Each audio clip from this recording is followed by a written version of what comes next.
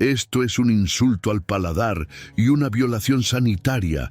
Deberían clausurar este nido de ratas. El grito de Jean-Pierre el Divino Dubois resonó sobre el bullicio del mercado callejero de Santa Clara, silenciando a vendedores y clientes por igual. Jean-Pierre, con su inmaculada chaqueta de chef blanca bordada con 3 estrellas Michelin y zapatos de cuero italiano que ahora pisaban un charco de grasa, miraba con asco la olla de barro humeante frente a él.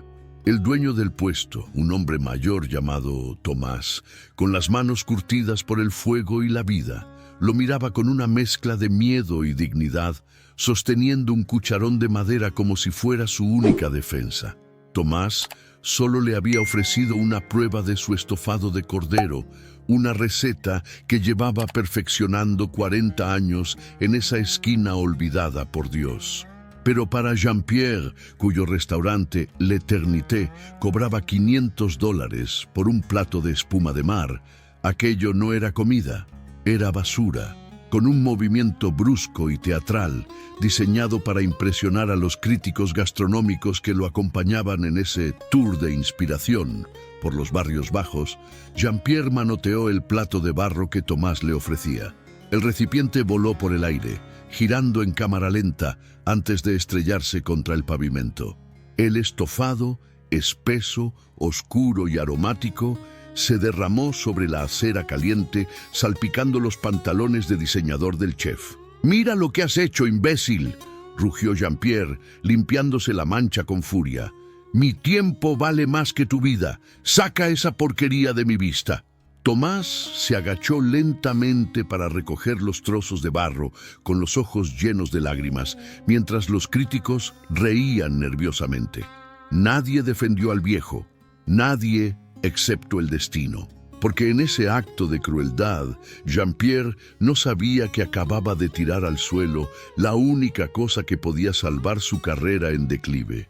Y tampoco sabía que, en cuestión de segundos, un resto de esa salsa en su dedo lo obligaría a cuestionar todo lo que creía saber sobre el sabor, la vida y el arte de cocinar.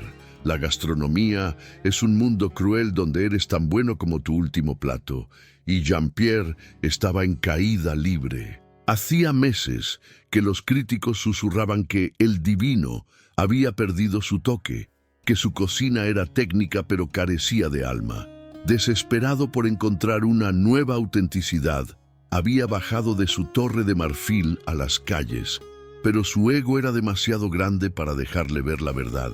Veía suciedad donde había historia, veía pobreza donde había pasión. Tomás, por otro lado, cocinaba para sobrevivir, pero también para amar.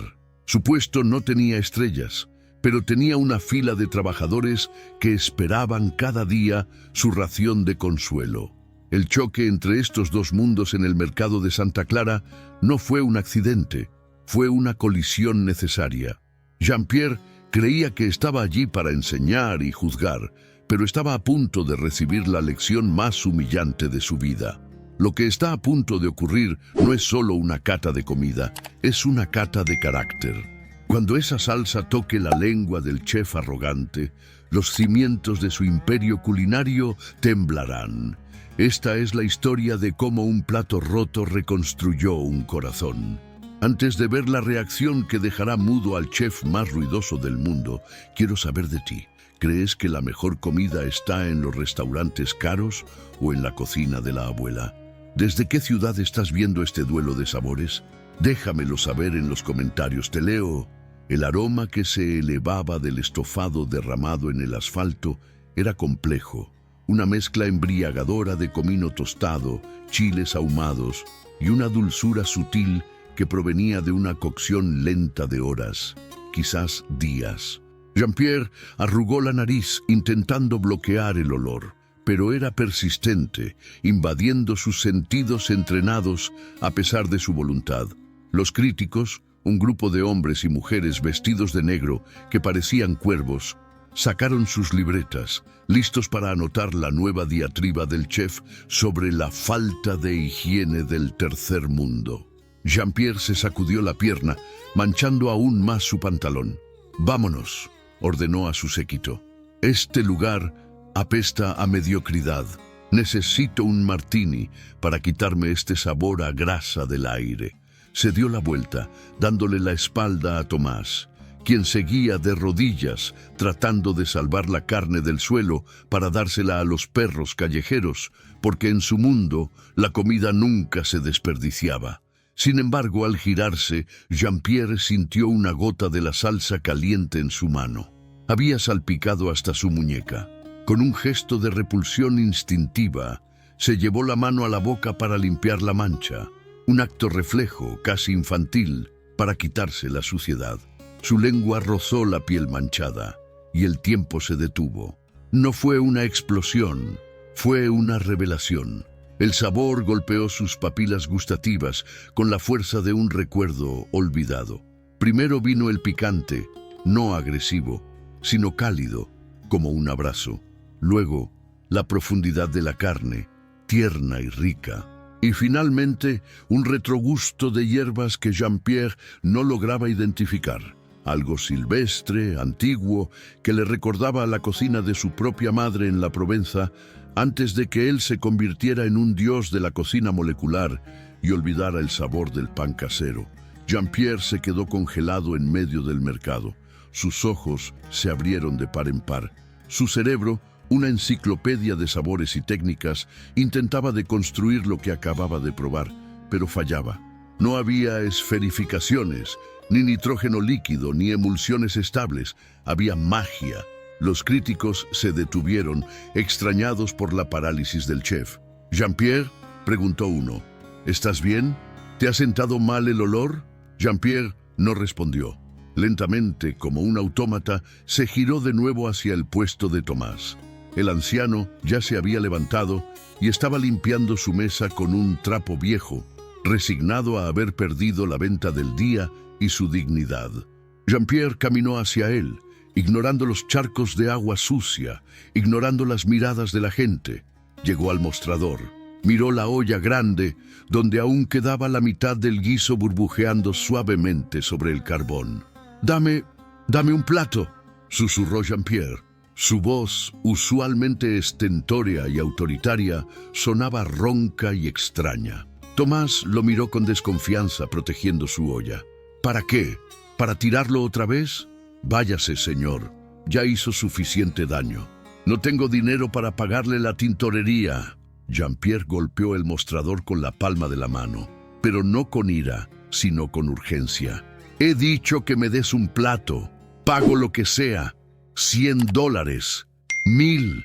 Sacó su billetera de piel de cocodrilo y arrojó un fajo de billetes sobre la madera gastada. Los billetes cayeron cerca de los pimientos secos. La multitud jadeó. Tomás miró el dinero. Luego miró al chef a los ojos. Vio algo que no había visto antes. Hambre. No hambre de comida, sino hambre de verdad. Con lentitud deliberada, Tomás tomó un plato de plástico desechable, sirvió un cucharón generoso del estofado, puso una tortilla de maíz hecha a mano al lado y se lo tendió. «Son $5», dijo Tomás, ignorando los miles que había en la mesa. «Y si no le gusta, no lo tire. Devuélvamelo». Jean-Pierre tomó el plato. Le temblaban las manos. No usó cuchara. Arrancó un pedazo de tortilla, lo sumergió en la salsa espesa y se lo llevó a la boca. Cerró los ojos, y allí, en medio del ruido del mercado, rodeado de extraños, el gran chef Jean-Pierre Dubois, el hombre que no lloraba desde hacía 20 años, sintió una lágrima caliente rodar por su mejilla. El sabor era perfecto, era humillante, era mejor que cualquier cosa que él hubiera cocinado en su vida. Abrió los ojos y miró a Tomás, quien lo observaba con los brazos cruzados. Jean-Pierre tragó, sintiendo que el bocado bajaba no solo al estómago, sino al alma. «¿Qué es esto?», preguntó con la voz quebrada. «¿Qué demonios le pusiste?». Tomás se encogió de hombros. «Tiempo, señor, y memoria, cosas que no se compran en el supermercado». Jean-Pierre dejó el plato a medio terminar sobre la mesa. Se limpió la lágrima rápidamente, recuperando su postura, pero sus ojos brillaban con una nueva obsesión. Miró a su alrededor. a los críticos que esperaban su veredicto para destrozar el lugar. Comenzó Jean-Pierre, y todos sacaron sus bolígrafos, esperando la burla final. Se detuvo. Una idea loca, peligrosa y brillante cruzó su mente. Su restaurante estaba en crisis. Necesitaba un milagro, y el milagro estaba allí, con un delantal sucio. Jean-Pierre miró a Tomás directamente. «Señor, su comida es la mejor que he probado en una década, y quiero comprarla, no el plato. Quiero comprarlo a usted. Quiero que cierre este puesto ahora mismo y venga conmigo». Tomás se rió, una risa seca.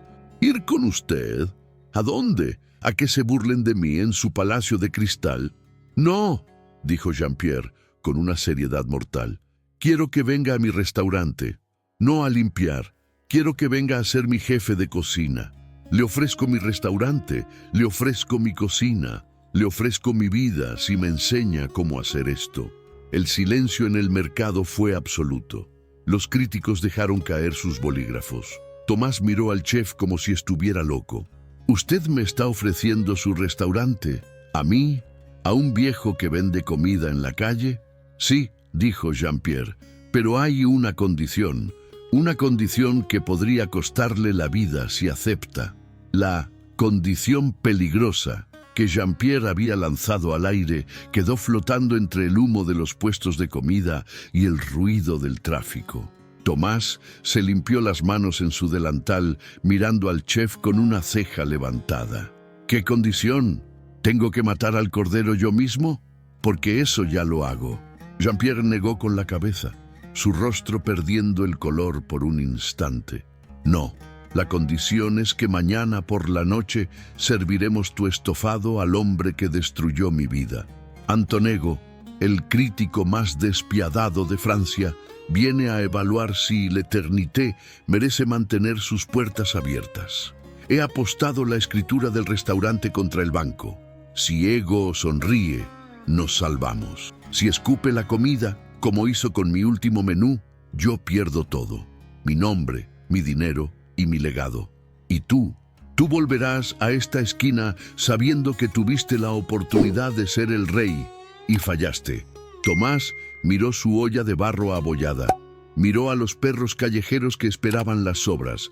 No tenía nada que perder, excepto su orgullo, y ese ya estaba curtido por el sol. «Acepto», dijo el anciano, «pero en mi cocina mando yo. Y si veo una de esas pinzas para poner flores en la comida, la tiro a la basura». La entrada de Tomás a la cocina de l'Éternité fue como la entrada de un elefante en una tienda de porcelana. El restaurante era un templo de acero inoxidable, silencio y luz blanca quirúrgica. Los 20 cocineros de la brigada, jóvenes y disciplinados como soldados, se detuvieron en seco cuando vieron entrar a Jean-Pierre acompañado de un anciano con zapatos rotos y una bolsa de plástico con especias raras. Antoine, el sous-chef, segundo al mando, un hombre ambicioso que esperaba heredar el puesto de Jean-Pierre cuando éste fracasara, se adelantó con una mueca de incredulidad. «Chef, ¿qué es esto? ¿Ha llamado al fontanero? Estamos en medio de la mise en place». Jean-Pierre aplaudió para llamar la atención de todos. «Escuchen bien, este es Tomás, y a partir de hoy, él dirige la estación de carnes. El menú de degustación de mañana se cancela. Serviremos un solo plato, su estofado». El silencio estalló en murmullos de indignación. Antoine tiró su gorro al suelo. «Esto es una broma, es un insulto a la profesión. Llevo años estudiando en Le Cordon Bleu y usted trae a un vagabundo para que cocine basura callejera. Yo no voy a seguir órdenes de un viejo que huele a humo». Tomás, que había estado observando una máquina de cocción al vacío con curiosidad, se giró lentamente hacia Antoine. «Joven», dijo con voz tranquila, «el humo es el perfume de la comida. Si hueles a jabón, es que no has cocinado nada». Tomás caminó hacia la estación de trabajo de Antoine, donde el sous-chef estaba cortando unas verduras con una precisión milimétrica pero sin alma. Tomás tomó un trozo de zanahoria y lo probó. Lo escupió. «Cortada perfecta, sabor muerto. ¿Dónde está la tierra? ¿Dónde está el azúcar? La lavaste tanto que le quitaste la vida». Antoine se puso rojo de furia. «No toque mi estación». Jean-Pierre intervino, su voz resonando en las paredes de azulejo. «Antoine, o te pones el delantal y cortas cebollas como él te diga, o te vas por esa puerta y no vuelves. Él es el jefe hoy». La tarde fue una guerra. Tomás rechazó los hornos de convección de última generación y exigió ollas de hierro fundido. Rechazó el gas y pidió carbón, lo que obligó a Jean-Pierre a improvisar una parrilla en el patio trasero de la cocina de lujo. Mientras Tomás preparaba su adobo secreto, moliendo chiles y especias en un mortero de piedra que había traído consigo, Antoine conspiraba en la esquina. El subchef no iba a permitir que un nadie le robara su futuro. Aprovechando un momento en que Tomás salió a buscar aire fresco, Antoine se acercó a la olla gigante donde se estaba marinando la carne de cordero importada. En su mano tenía un bote de sal industrial. Su plan era simple: arruinar el equilibrio del plato, hacerlo incomible y culpar a la falta de técnica del viejo. Antoine volcó medio kilo de sal en la mezcla y revolvió rápidamente antes de alejarse con una sonrisa maliciosa. Cuando Tomás regresó, el ambiente en la cocina era tenso. Jean-Pierre caminaba de un lado a otro probando salsas, ajustando luces, al borde de un ataque de nervios. «Faltan 2 horas para que llegue Ego». «Tomás, ¿la carne está lista para el fuego?» Tomás se acercó a la olla, levantó la tapa. El aroma subió, rico y profundo. Pero Tomás frunció el ceño. No probó la comida, simplemente olió el vapor. Cerró los ojos e inhaló profundamente. Luego se giró hacia Antoine, que estaba fingiendo limpiar unos cuchillos. «La sal no huele, muchacho», dijo Tomás, su voz resonando en la cocina silenciosa. «Pero la maldad apesta». Tomás tomó una cuchara, sacó un poco de líquido y se lo ofreció a Jean-Pierre. «Pruébelo, chef». Jean-Pierre probó. Escupió inmediatamente tosiendo. «Está salado como el mar muerto. Dios mío, la carne está arruinada. Todo está perdido». Antoine reprimió una sonrisa. «Se lo dije, chef. Este hombre no sabe medir. No tiene técnica. Es un desastre». Jean-Pierre se agarró la cabeza desesperado. «No hay tiempo para marinar otra pieza. Tarda 12 horas. Estamos acabados».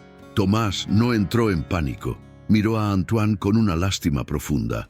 «Crees que la cocina es química, niño, pero la cocina es corrección». Tomás agarró un saco de patatas, las peló en segundos con su viejo cuchillo y las echó enteras en la olla. Luego añadió 1 litro de vinagre de manzana y una cantidad obscena de azúcar moreno. Las patatas absorberán la sal. El vinagre y el azúcar reequilibrarán el pH. No será el estofado original. Tomás miró a Jean-Pierre con una chispa de desafío en los ojos. «Será mejor, porque ahora tendrá el sabor de la batalla». La noche cayó. El comedor de l'Eternité estaba lleno, pero había un silencio de funeral. En la mesa central, solo, sentado como un juez en el tribunal final, estaba Antonego, o su equivalente en este mundo. Un hombre flaco, pálido, con una pluma en la mano que parecía un puñal. Jean-Pierre observaba desde la ventanilla de la cocina, temblando. Tomás servía el estofado en platos hondos de cerámica blanca, rompiendo toda la estética minimalista del lugar. No había adornos, no había flores comestibles, solo carne oscura, salsa espesa y una papa dorada en el centro. «Llévalo», ordenó Tomás a los camareros. Antoine observaba desde el rincón, esperando el desastre, rezando para que su sabotaje hubiera funcionado a pesar del truco de las papas. El camarero puso el plato frente al crítico. El aroma inundó la sala, un olor rústico, potente, que chocaba con el decorado de cristal. El crítico miró el plato con desdén, levantó la cuchara, la sumergió en la salsa y se la llevó a la boca. Jean-Pierre cerró los ojos. Tomás se limpió las manos en el delantal. El crítico masticó 1 vez, 2 veces, y entonces el sonido de su cuchara cayendo al plato resonó en todo el restaurante. Se llevó la mano al pecho y su rostro se contrajo en una mueca que nadie supo interpretar si era de dolor o de éxtasis. El sonido de la cuchara de plata golpeando la porcelana resonó como un disparo en el silencio sepulcral del comedor de l'Eternité. Antonego, el hombre cuya pluma había cerrado más restaurantes que la crisis económica, permaneció inmóvil, con los ojos cerrados y una mano sobre su corazón. Su rostro, habitualmente una máscara de cinismo impenetrable, se contorsionó. Una lágrima solitaria, brillante y pesada, escapó de su párpado cerrado y rodó por su mejilla pálida. Jean-Pierre, observando desde la penumbra de la cocina, sintió que sus rodillas cedían. ¿Lo ha matado?, susurró Antoine con una mezcla de terror y esperanza maliciosa. ¿Fue la sal? ¿Le dio un infarto? Pero entonces el crítico abrió los ojos. No estaban rojos de ira, estaban claros, limpios, como si hubiera visto una revelación divina. Se puso de pie lentamente, ignorando el protocolo, ignorando a los camareros petrificados, y caminó directamente hacia las puertas batientes de la cocina. Entró en el santuario culinario sin pedir permiso.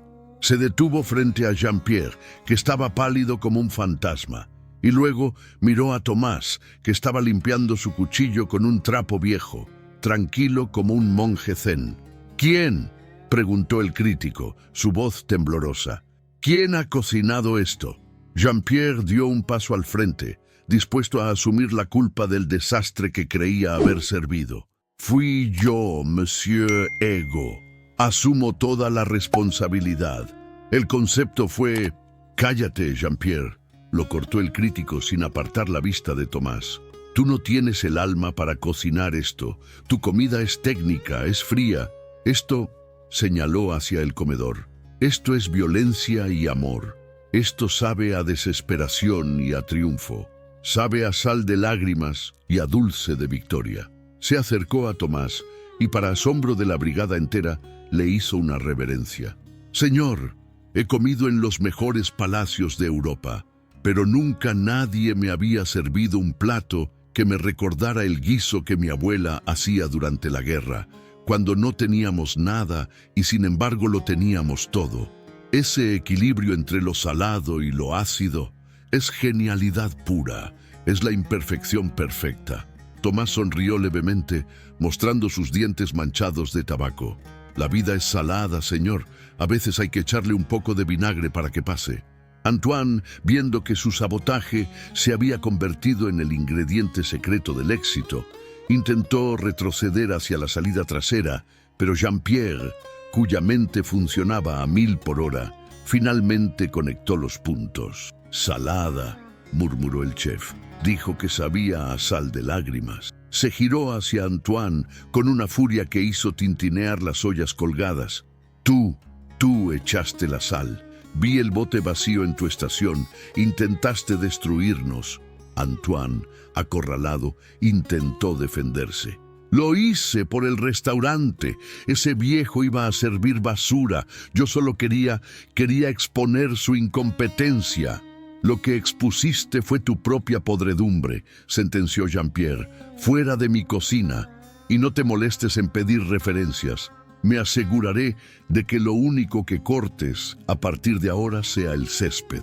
Antoine salió corriendo, perseguido por las miradas de desprecio de sus compañeros, expulsado del paraíso que creía merecer por derecho y no por mérito. Cuando se quedaron solos con el crítico, Jean-Pierre miró a Tomás. Recordó su promesa. Monsieur Ego, dijo el chef, quitándose su chaqueta blanca de 3 estrellas, desabotonándola con manos firmes. Me alegra que le haya gustado. Puede escribir su reseña, pero sepa que será la última reseña de Jean-Pierre Dubois en este local. El crítico y Tomás lo miraron sorprendidos. Hice una promesa, explicó Jean-Pierre, entregándole la chaqueta doblada a Tomás. Si este plato nos salvaba, el restaurante sería suyo. Y yo soy un hombre de palabra, aunque haya sido un idiota toda mi vida. Tomás miró la chaqueta blanca inmaculada, miró la cocina de millones de dólares. Podría ser rico, Podría dejar la calle para siempre y vivir como un rey, pero luego miró sus propias manos, manos que necesitaban tocar la tierra, el fuego real, la gente real. «No quiero tu chaqueta, francés», dijo Tomás, devolviéndosela. «¿Qué voy a hacer yo con un sitio donde la gente susurra y come con 3 tenedores? Mi comida es para reír, para mancharse los dedos, para compartir el pan». Tomás caminó hacia la parrilla improvisada que habían montado en el patio. «Pero», añadió, con un brillo travieso en los ojos, «acepto el local, pero vamos a cambiar las reglas. Tú pones el capital y la técnica. Yo pongo el sabor y el alma. Y se acabaron las reservas de 6 meses. Aquí comerá quien tenga hambre, tenga dinero o no». Jean-Pierre, liberado por fin de la presión de ser perfecto, sonrió. Una sonrisa real, amplia, que le quitó 10 años de encima. Trato hecho, socio. 6 meses después, el edificio donde antes estaba l'Éternité había cambiado. El letrero de neón minimalista había sido reemplazado por uno de madera tallada a mano que decía «La mesa de Tomás Anjan». No había portero que juzgara la ropa de los clientes. En el interior, las mesas de mantel largo habían desaparecido, sustituidas por grandes mesas comunales de madera rústica. El olor ya no era aséptico, olía a especias, a carbón y a pan recién horneado. En la cocina, Jean-Pierre y Tomás trabajaban espalda con espalda. Jean-Pierre había aprendido a cocinar sin pinzas y Tomás había aprendido a organizar una brigada. Esa noche, un hombre entró tímidamente. Llevaba un traje caro, pero desgastado, y parecía no haber dormido en días. Se sentó en la barra. Era Antoine, el ex subchef, arruinado y sin trabajo. Jean-Pierre lo vio. Podría haberlo echado. Podría haberle devuelto el odio. Pero Tomás le puso una mano en el hombro y le pasó un plato hondo, humeante. «Nadie se va con hambre, ¿recuerdas?», dijo el viejo. Jean-Pierre asintió. Llevó el plato a Antoine. «Estofado de la casa», dijo Jean-Pierre. «Cortesía del chef».